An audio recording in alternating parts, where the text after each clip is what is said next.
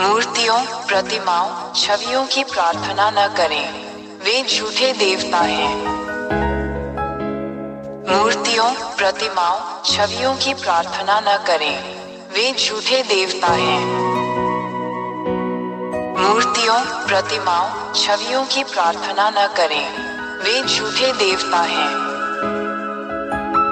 मूर्तियों, प्रतिमाओं, छवियों की प्रार्थना न करें, वे झूठे देवता हैं।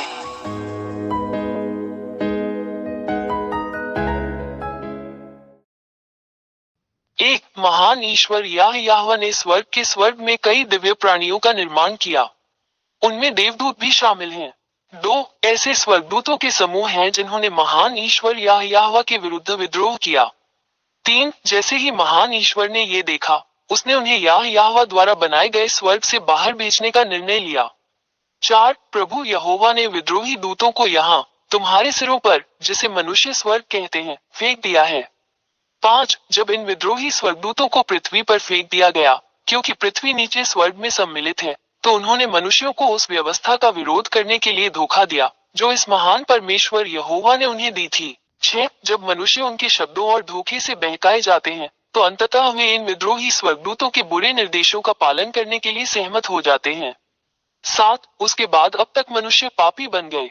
आठ यह मनुष्यों के विरुद्ध इन विद्रोही स्वर्गदूतों के धोखे का परिणाम है।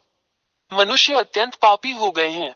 नौ जब महान ईश्वर ने देखा कि मनुष्य कानून के विरुद्ध काम कर रहे हैं, तब ईश्वर याहवा ने स्वयं को मनुष्यों से अलग कर लिया और उन्होंने मनुष्यों को आज तक बिना किसी संरक्षक के अकेला छोड़ दिया। 10 यही कारण है कि आज तक मनुष्य अभी भी एक दूसरे को नुकसान पहुंचाते हैं और दुर्व्यवहार करते हैं।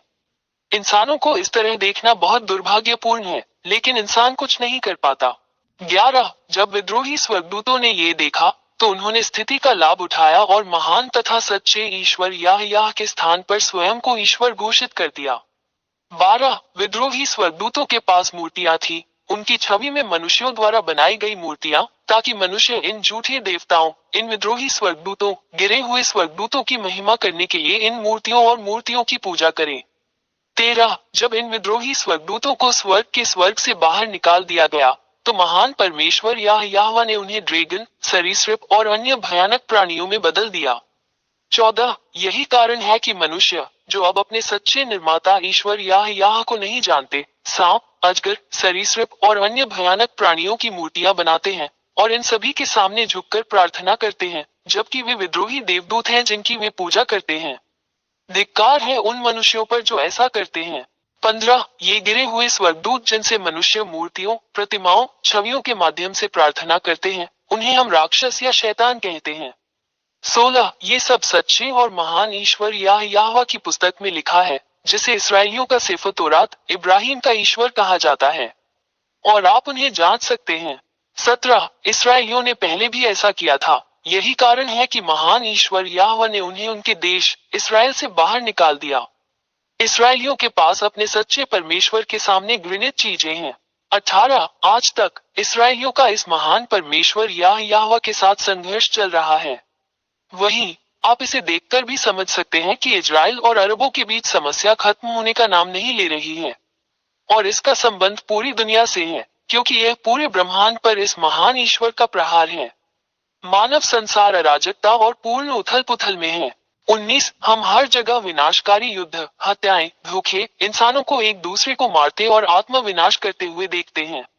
यह एक संकेत है कि महान ईश्वर बहुत क्रोधित है और वो अपना क्रोध दिखा रहा है। 20 हम आपको शीघ्र ही एक स्टैंड लेने, अपने उद्धार के लिए बपतिस्मा लेकर महान ईश्वर याहवा के साथ एकजुट होने के लिए आमंत्रित करते हैं, क्योंकि इस ग्रह पृथ्वी का विनाश पहले से ही यहाँ है।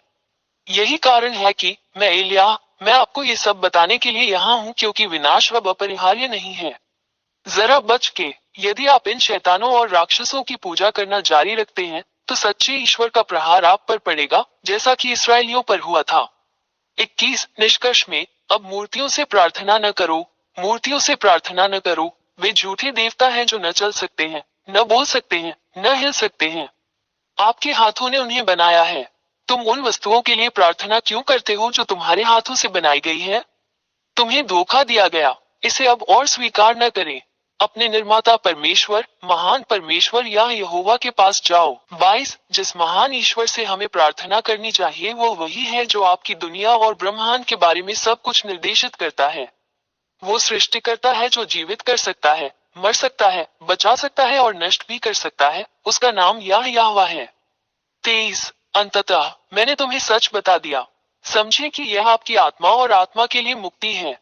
अपनी आत्मा को बचाकर बपतिस्मा लेकर यहोवा के पास जाओ और वो तुम्हारा हाथ पकड़कर तुम्हें बचाएगा। इस अवसर को दोबारा न चूके। यही तुम्हारा उद्धार है। अब और संकोच न करें, अपनी आत्मा बचाएं। 24 अब मत डरो। इस महान ईश्वर याह के सामने कोई भी झूठा देवता टिक नहीं सकता। वो महान ईश्वर है और उसके सभी वचन पूरे होते हैं। इसका प्रतिकार कोई नहीं कर सकता। आप इस धरती पर जो कुछ भी घटित हो रहा है उसकी साक्षी हैं। उन्हीं की बातें सच होती हैं। 25 हमेशा YouTube channel Yehoshua TV India और यहोशुआ वेबसाइट पर दी गई शिक्षा का पालन करें। WhatsApp phone 261328666398। टेलीफोन 8588824671।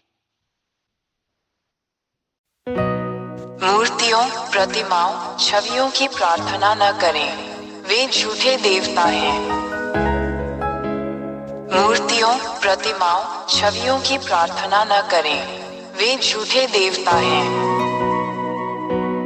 मूर्तियों, प्रतिमाओं, छवियों की प्रार्थना न करें, वे झूठे देवता हैं। मूर्तियों, प्रतिमाओं, छवियों की प्रार्थना न करें, वे झूठे देवता हैं।